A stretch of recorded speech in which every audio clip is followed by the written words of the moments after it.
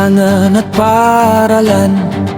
Mga batay nangangarap ng maayos na buhay, ligaya at pag-asa'y umaasam.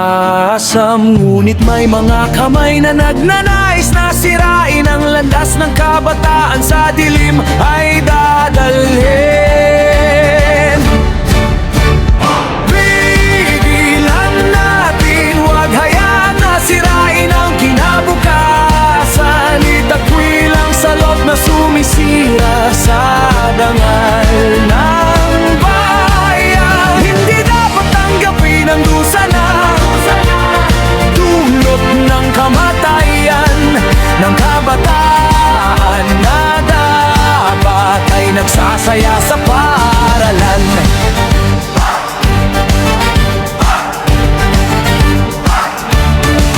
Ang bayan nating may dangal na pinaghihirapan, huwag hayaan na masira ng mga kunwaring makabayan.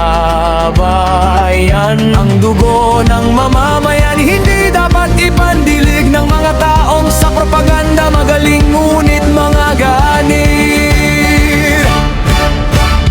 Pigilan natin, huwag hayaan na sirain ang kinabukasan. Itakwil ang salot na sumisira sa dangal ng bayan. Hindi dapat tanggapin ang dusa na dulot ng kamatayan ng kabataan na dapat ay nagsasaya sa paaralan.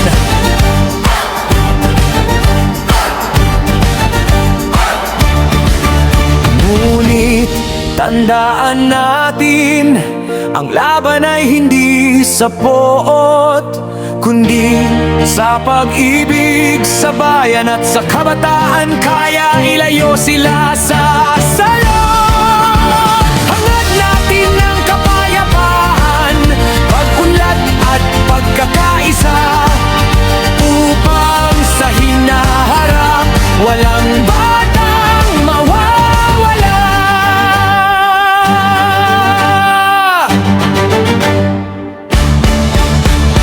Bantayan natin ang kinabukasan ng kabataan, isulong ang katarungan at pag-asa ng mga